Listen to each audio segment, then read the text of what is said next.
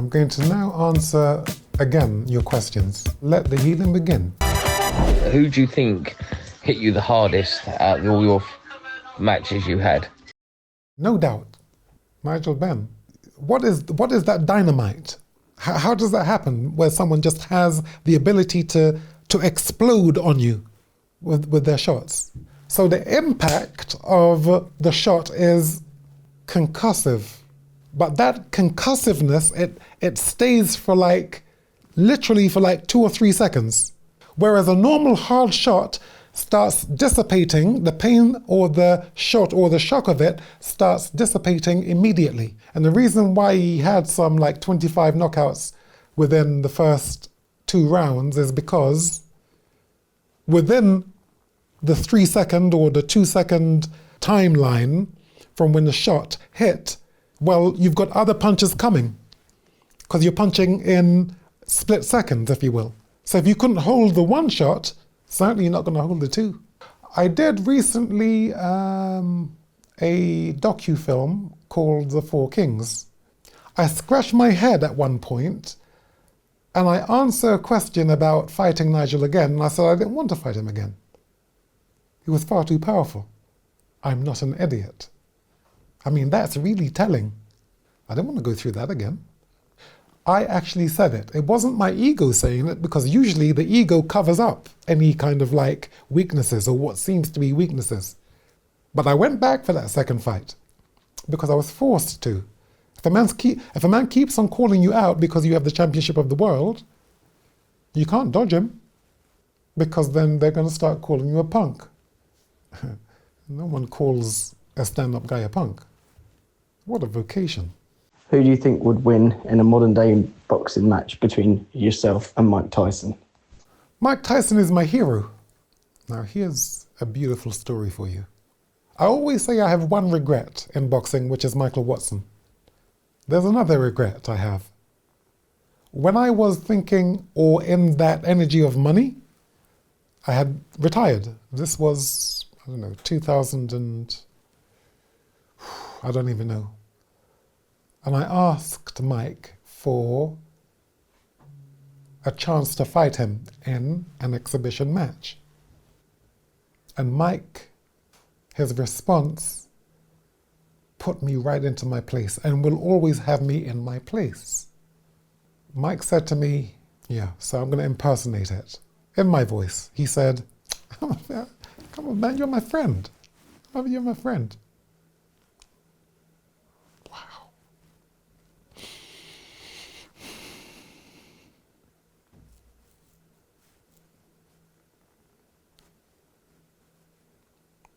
Shameful. Shameful. That's what happens when you're chasing money, or when you think money is. I wasn't evolved at that time. I was still trapped in the game. Get money. Get.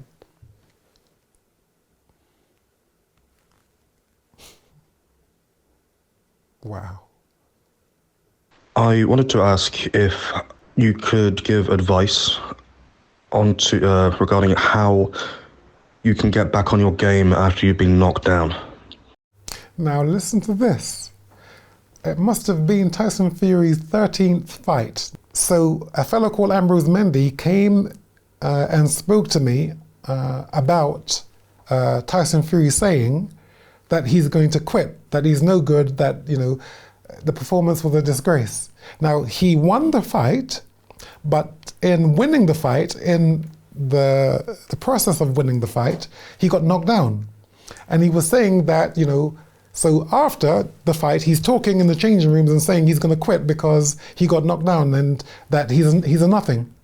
Ambrose came and said, would you have a word with him? Because Ambrose knew that I'm using always this spiritual wisdom. And I said to Tyson Fury, I've never watched you before. I've never watched you before because there has been nothing to watch. But now that you've been knocked down and you actually got up from being knocked down, now I'm going to be watching you. And I wonder, when the knockout artist knocked him down and he was laying flat on his back and everybody thought he was out and he wasn't going to get up. Deontay Wilder. I wonder whether it went through his mind again what Chris said. You were nothing. I had no interest in you.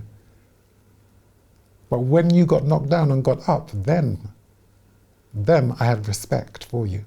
Now that's a beautiful thought, and I'd like please respond to it. It's a truth. My name is Christopher Livingston Eubank. How do you feel about the exhibition side of boxing that's taken over recently? Would you ever partake in an exhibition match? How do you feel as a boxing legend, the state of players for other legends like yourself? I feel like nowadays, or the newer generation don't respect older legendary boxers as much. Let me take you back just a little bit. Anthony Joshua, in his 16th fight, fought for the World Championship. He fought a fellow called Charles Martin. If you make champion of the world at 16 fights, you're still a novice, but you have the World Championship. So then that is the bar. That is the high standard. And 16 fights, you cannot have any standard. That's not speaking disparagingly about Anthony, because obviously the promoters are looking at the money. But that is at the expense of the bar, which is why the bar has fallen to an awful standard. And that's what's accepted today. Exhibition fights. Fights are being put together on names and not the weight. Because the guy coming down to 160, who is fighting a guy who is at 147, who is actually a smaller man, you're going to kill. You're literally going to kill the person who's coming down in weight. But these promoters who you are dealing with, they don't know that, because they don't know about boxing and how dangerous it is. They know about making money, and they make money on the names. And I'm not about taking money out of anyone's pocket. I'm about protecting the fighters, having it fair. No one can disrespect you if you haven't given them something to disrespect you for. And just lastly, in terms of exhibition fights, I really don't understand this format. The format of a warrior is that you're going into the ring and it is literally life or death. It is literally modern day gladiating. Hi Chris, I'd like to know, who do you think is the pound for pound greatest boxer in the world at present? In my view, and has been for most certainly 4 or 5 years, the name is David Benavidez. One day I was speaking to a promoter in the United States. He actually said to me, I went over to do a deal on behalf of my son, and he introduced the idea to actually have my son fight this David Benavidez. My answer was, who? No. I'll put it to you this way. David Benavidez his ability is astounding. You'd look at him, if you know boxing, if you're in love with boxing, if you are a connoisseur of boxing, you'd say, well, I am privileged to be alive in the time this man was fighting. All over to you, David Benavidez. You are really something. And the reason why, many haven't heard his name is because he is far too good for his own good. That's the way it works. You have to be with the right promoter. For anyone who has any sense, you stay well away from him. Yeah. If I was a promoter, all you need is someone like him. You're talking about a modern day Mike Tyson, in a way. If you should by any chance hear or see this interview, Mr. Benavidez, I can't give you, I've got shivers going through me. I can't give you any more credit than what I've given you. You are the best in the world, and I'm talking by a mile. By a mile. If you were my fighter, the only thing I have to do is make you understand that there's a spirit living in you, which I'm sure you already know. That spirit, all you have to do is train the ego how to speak. Because when you train the ego how to speak, what can't you do? You've got everything else. You've got the talent to encapsulate and draw the world into you. I want to thank you for your service. Irrespective of what happens, you are like James Toney, one of the best that's ever done it. This is Call Chris Eubank. Hi Chris, in your prime and Roy Jones Jr. prime, would you have fought Roy Jones Jr. and who would have won, do you think? Roy Jones would have been a very, very difficult man to beat because he had wisdom.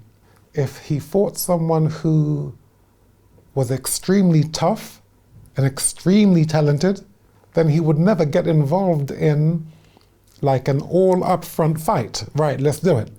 He'd hit and run or hit and move. That was beautifully exemplified when he fought James Toney.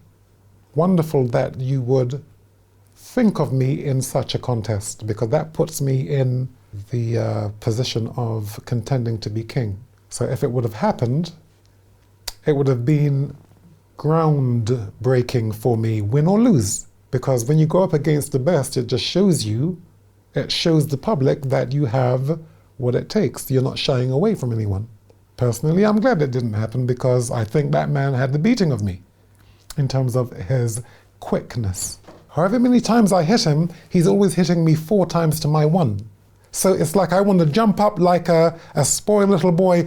It's not fair to be fighting someone who has the power of speed. Exemplified by Joe Kawasaki, because him I did fight, and he beat me over a period of 12 rounds.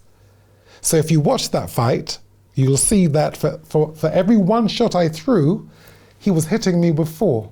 And to Joe Kawasaki's credit, you know, I heard one of his opponents before I fought him say, you know, I think he slaps. And I remember Joe Kawasaki responding, well, I'm going to slap you to death. And let me tell you what, that's exactly what he did to me. He beat me up something rotten, but I smiled all the time I was taking that beating. And I thought to myself, you know what? Okay, you've got the upper hand, but I'm still going to be here in the 11th and 12th round, those championship rounds. If you so much as wither, if you so much as shake, I will end you. If you watch that fight, literally the last 2 to 3 seconds of that fight, I'm not being, you know, I had him. I did, but the fight's over. I lost. If I had another 15 seconds, it could have been a different outcome. He knocked me down in the first round. I knew I was going to get beat. I knew I was going to get it beaten out of me for the next 11 rounds. I kept on going. So I know what credit that is to who lives within. And who lives within the spirit is saying, let's see who you are. Can you stay there and take this beating? Can you do so like a gentleman? Hi Chris, in your opinion, who is the greatest defensive boxer of all time? It has to be Floyd Mayweather Jr. He is exceptional. You know, he does what everyone is taught. Don't get hit. But some of us are not as blessed as others, certainly him, because he followed it through. He was able to do that. When he was hit with a super heavy shot, he held on for dear life, but he got through it. Now, there was another fighter who I said I would never fight, and I didn't fight him. His name was Harold Graham. Harold Bomber Graham. You could pick up a handful of rice grains and throw them at him, and literally not one of them would touch him. You know what I mean. He was so hard to hit. I sparred with him for 3 weeks, and I hit him once in that 3-week training period. Naseem Hamed was a witness, and Johnny Nelson, a witness to this. He was getting ready to fight in a championship fight against a man called Mike McCallum. And it was one of the fantastic learning periods of my early career, which brought me into my World Championship years. That's right, the patience of actually knowing that you can't hit the guy, but I'll get to him. Maybe only once, but I got to him. And when I made champion in 1990, 18th of November, I quickly came out and said, there's only one man I will not fight, and that is Harold Graham. That way no one could actually say, well, oh, he's dodging. See, if you own up to it immediately, then no one can challenge you. The truth actually set me free. That's how it works. This is Call Chris Eubank. Who's your favorite boxer of all time in any weight division? Doesn't matter. Jack Johnson. It would then be Mike Tyson, but Jack Johnson, because what Jack Johnson did in the early 1900s, when they make a movie about this man, there's going to be a point where if they don't write the correct movie for this man, I will. They called him the unforgivable blackness. It's where the term the Great White Hope was born. They had to find someone to beat this braggart, this man who was always smiling, drove the first motor cars, impeccably dressed, married white women when even going out with a white woman at this time, you'd be lynched for it. Jim Crow law, living in white neighborhoods. I mean, this was the rebel of all rebels. He was magnificent. I've said in the past that I believe his spirit is somehow blended with mine because, yes, I did things which were like, you can't do that. So I was inspired by him. The unforgivable blackness. For all you out there, start clamoring for who's going to make this movie. Many would look at the style. Many would look at the amount of knockouts or the brilliance, like you would look at a Floyd Mayweather, like you'd look at a Muhammad Ali, like you'd look at a David Benavidez, beautiful fighter, great fighter, Sugar Ray Robinson. But none of them lived under the racism, under the segregation, the apartheid or the apartheid of which was going on at that time. And in the face of, all of this bigotry, this hate against black people, he was holding up these specimens and beating them to hell and speaking to their wives in the audience, don't worry, I'm going to take care of him beautiful for you. Smiling at them. Audiences of 150,000. Only a few black people in the audience, and those people were in the corner, his corner. If someone's ignorant, they're holding against me my color. If they are that ignorant, if they choose to ignore that I'm still a human being, then I shouldn't argue with a person like that. You would pity someone like this. So rather than fight them and hurt them because they would do the same to you because they are indeed ignorant, rather than actually contend with them, smile and move around them so you can get to your target. On your fight with Mr. Nigel Benn, did you personally think that you had won the fight? Because that was the most interesting fight I've ever seen, and also educational. So did you think you had won that fight? What was going through your mind when the referee said it was a draw? When the referee said it was a draw, Barry Hearn said to me, I asked him, what does a draw mean? And Barry responded, a draw means we can do it again. I've always talked about boxing in my earlier years, and I've always said something which people saw as disparaging, that boxing is a mug's game. That said, I took a great deal of flack for saying that truth. Nigel Benn always said it's not a mug's game and you shouldn't be talking like that.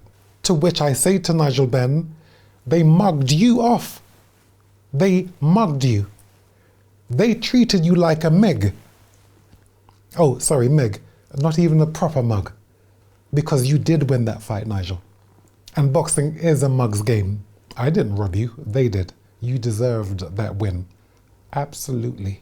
I will will give you the answer to whatever question you ask. I'm actually off to boxing now, and I was wondering if you have any tips when you're training, like how you get better at slipping, maybe coming off the back foot. Yeah, thank you. First, you have to learn the basics.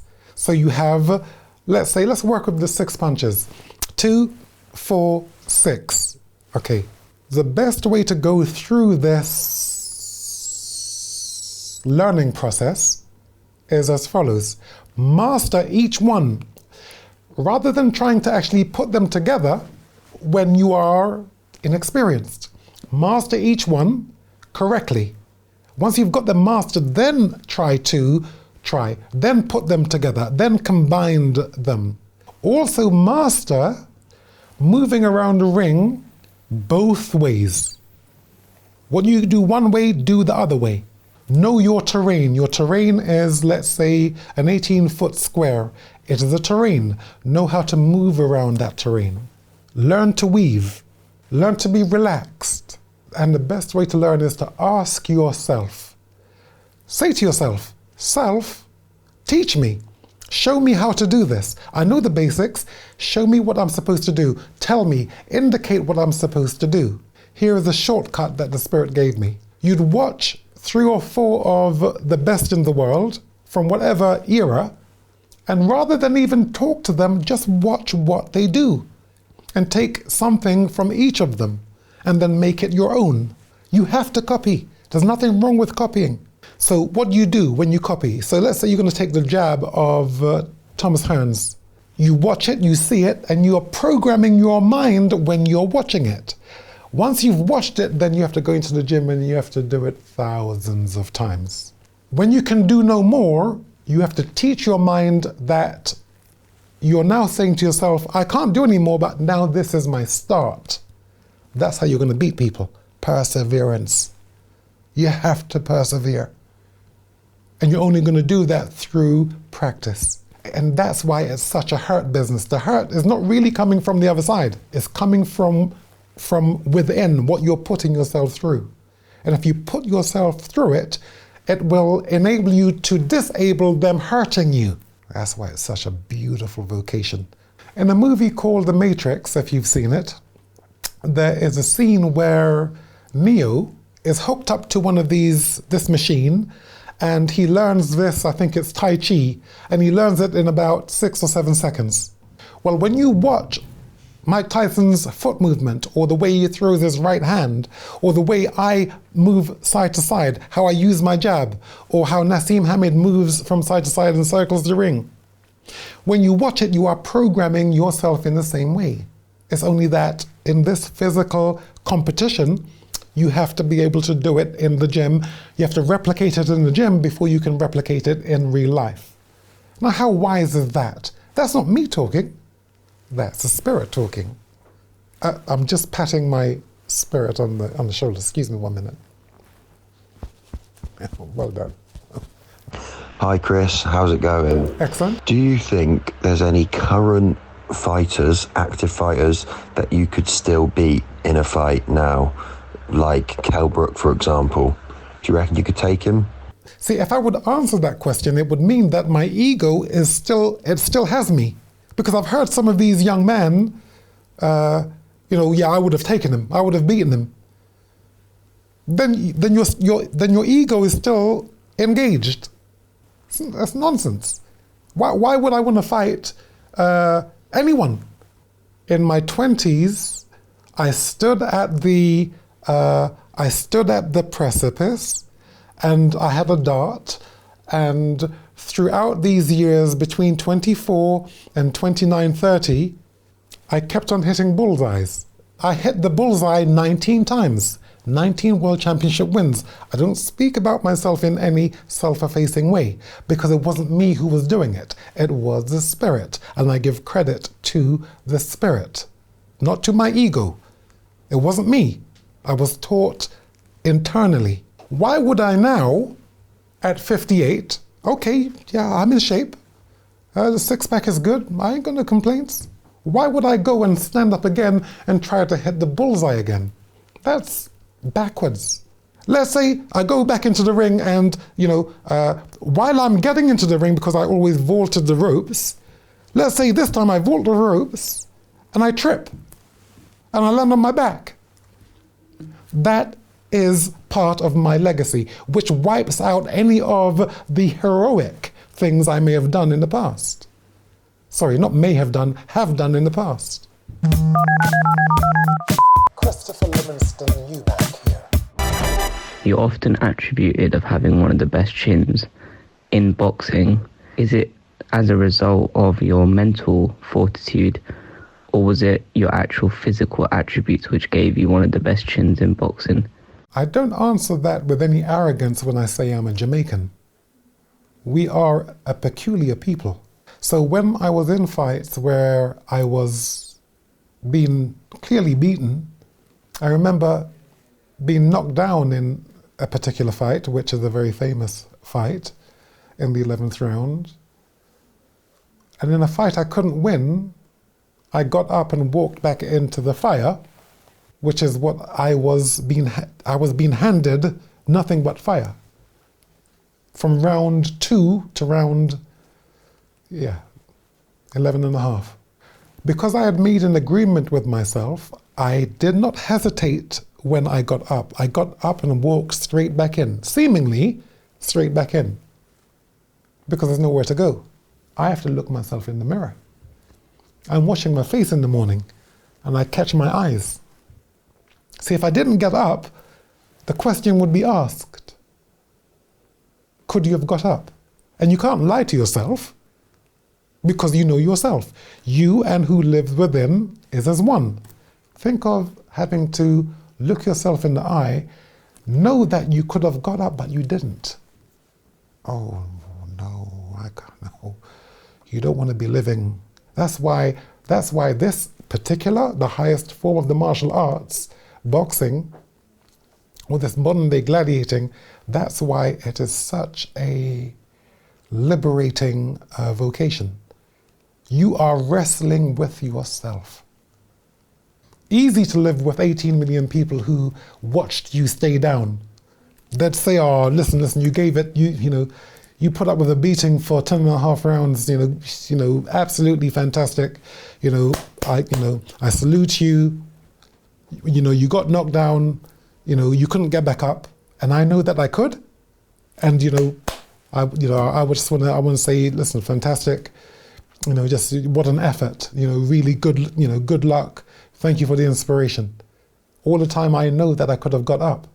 All the time I would know that I could have got up. Now that is scary. That's why, the championship belt isn't really the prize. It's the unsaid word. That's a king. That's a general. That's a stand-up guy. What we do here lives in eternity. Yeah, never, ever, ever to quit. Ever. Rastafari. Hello Chris, I hope you're doing okay. My name is Hassan and I'm an amateur boxer. And my question for you is, what are your best tips when trying to lose weight? Stop eating junk food. You have to keep a disciplined lifestyle. Become professional without anyone else knowing now, which means now you're going to put on a coat of professionalism. So that means you run in the morning. It means you don't go to bed at 2 o'clock in the morning, even at 12 o'clock.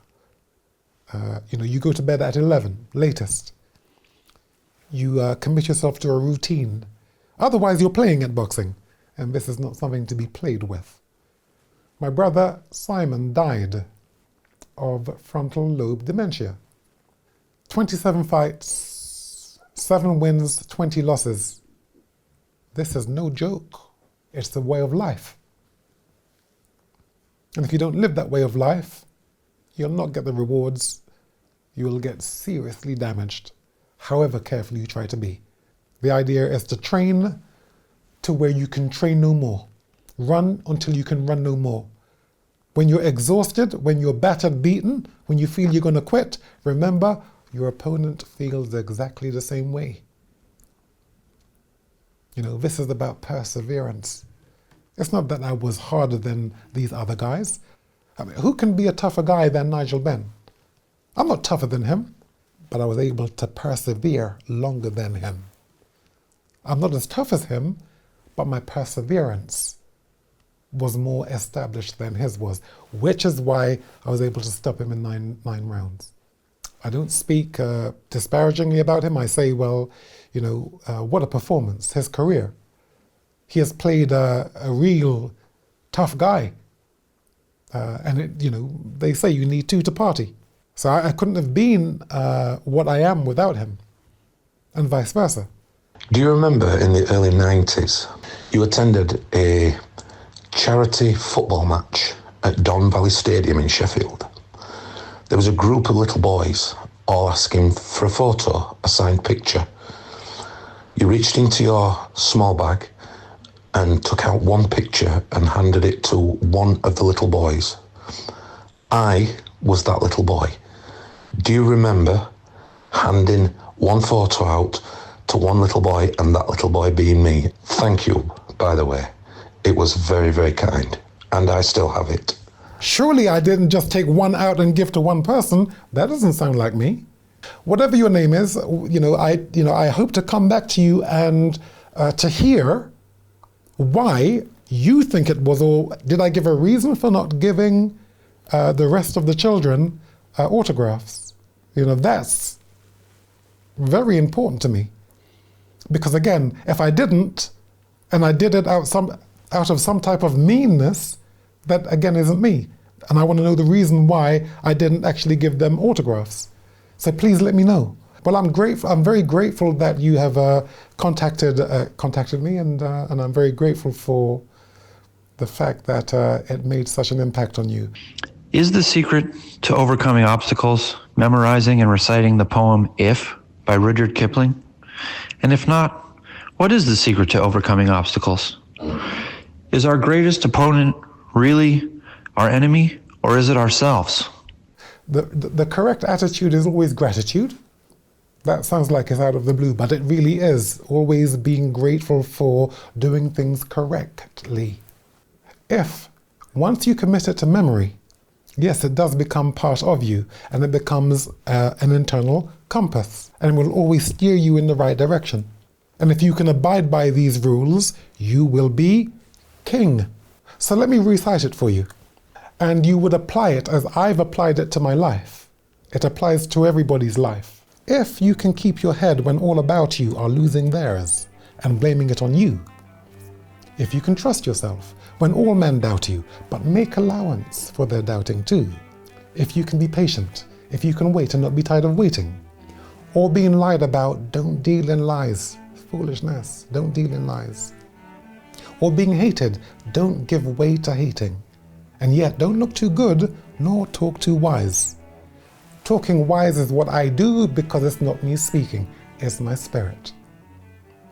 If you can dream and not make dreams your master, if you can think and not make thoughts your aim, if you can meet with triumph and disaster and treat those two impostors just the same, if you can bear to hear the truth you've spoken twisted by knaves to make a trap for fools, or watch the things you gave your life to broken and stoop and build them up with worn out tools. If you can make one heap of all your winnings and risk it on one turn of pitch and toss and lose, and start again at your beginnings and never breathe a word about your loss. If you can force your heart and nerve and sinew to serve your turn long after they are gone, and so hold on when there is nothing left in you except the will which says to them, hold on. If you can talk with crowds and keep your virtue, or walk with kings, nor lose the common touch. If neither foes nor loving friends can hurt you, very difficult. If all men count with you, but none too much, very difficult. If you can forgive, if you can fill the unforgiving minute with 60 seconds worth of distance run, yours is the earth and everything that is in it. And which is more, You will be an example. You will be a boss. You will be a general. You will be a stand-up guy. You will be a man. My son. That's to all the people coming up behind the king and the kings.